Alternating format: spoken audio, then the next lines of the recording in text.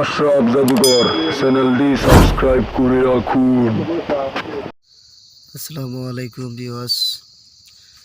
সন্তান হইবার তবদির।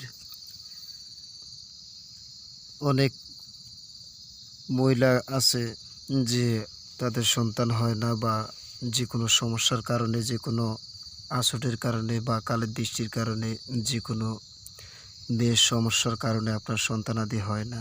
ওরকম ধরনের যদি কোনো ব্যক্তি থাকে তাহলে এই তাবিজটি দিয়ে চিকিৎসা করবেন, তাহলে আল্লাহর রহমতে ওই রোগী সুস্থ হবে ইনশাআল্লাহ। তার স্বামীর সাথে সহবাস করার সাথে পরে তার সন্তানাদি আসবে।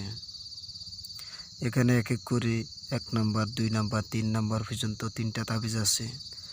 3 নাম্বার তাবিজ, 2 নাম্বার তাবিজ, 1 নাম্বার তাবিজটা যে রূপ বলা হয়েছে এই কিতাবে উল্লিখিত আছে, সেরকমভাবে যদি কাজ করা হয় তাহলে আল্লাহর রহমতে ওই ব্যক্তিদের উপরে আপনার এটি নাজিল হবে। যদি কাহারও সন্তান না হয়, তাহা হইলে নিম্নলিখিত তাবিজটি আপনারা বুঝতে হবে যেটি কেমনে করতে হবে, বা অর্থাৎ কি বা কীভাবে কাজ করতে হবে বা আর কি।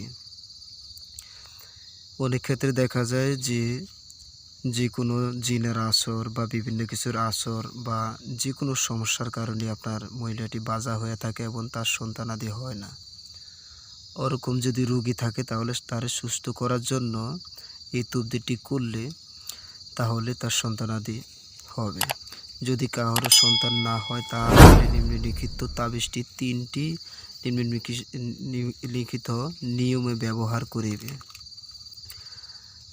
হায়েজ হইতে পাক হইবার পর্ব 1 নম্বর তাবিজটি গোলাপ মেশকো জাফরান দিয়া বর্তনে লিখিয়া পানিতে ক্ষুদ্র করিয়া পান করাইবে। ওই যে ব্যক্তি বাজা সেই মহিলাটাকে 1 নাম্বার তাবিজটি, অর্থাৎ এই 1 নাম্বার তাবিজটি লিখা ওই ব্যক্তিকে পান করানো লাগবে। যে কোনো আপনার ফেলাতে লিখতে পারেন, বা যে কোনো সিনামাটির বর্তনে বা প্লেটে লিখতে পারেন, প্লেটে লিখা তারপরে এই 1 নাম্বার নকশাটি তাকে খাওয়াবেন। 1 নম্বর নকশাটি প্রথম দিন খাওয়াবেন। এরূপ দ্বিতীয় হাফেজ, তৃতীয় তাবিজ এবং তৃতীয় হাফেজ দ্বিতীয় তাবিজটি ক্ষুদ্র করিয়া পান করাইবে ইনশাআল্লাহ। আল্লাহর বিবি হামেলা হইবে।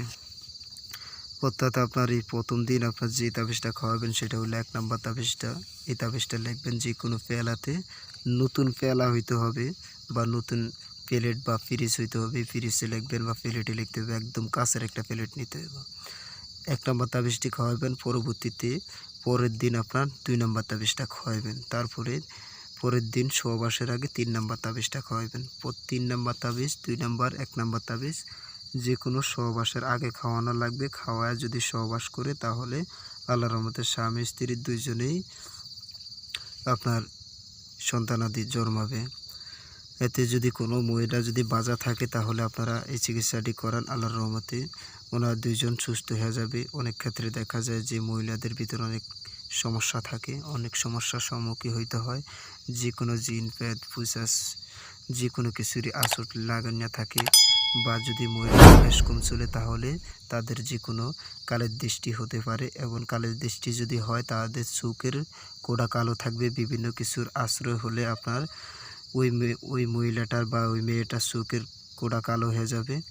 এজন্য আপনারা বুঝতে পারবেন যে ওনার শরীরে কোনো সমস্যা আছে কিনা, উনি কেন বাজা বা কি ওনার কোনো কালের দৃষ্টি আছে কিনা। কিছু কিছু মানুষ আছে যে তার সন্তান হয়ে মারা যায়, তো আপনার যদি কালের দৃষ্টি থাকে বা অন্য কোনো সমস্যা থাকে তাহলে তার সন্তানাদি হয়ে মারা যাবে।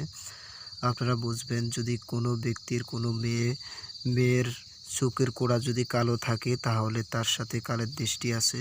এবং আপনারা যে কোনো হুজুর খনকার কবিরাজ তান্ত্রিক যে কোনোভাবে যদি আপনারা সুস্থ করতে চান তাহলে আপনারা স্ক্রিনে নাম্বার আছে, নাম্বারে যোগাযোগ করবেন। নাম্বারে যোগাযোগ করলে আমরা যে কোনোভাবে আপনাদেরকে সহযোগিতা করার চেষ্টা করব ইনশাআল্লাহ।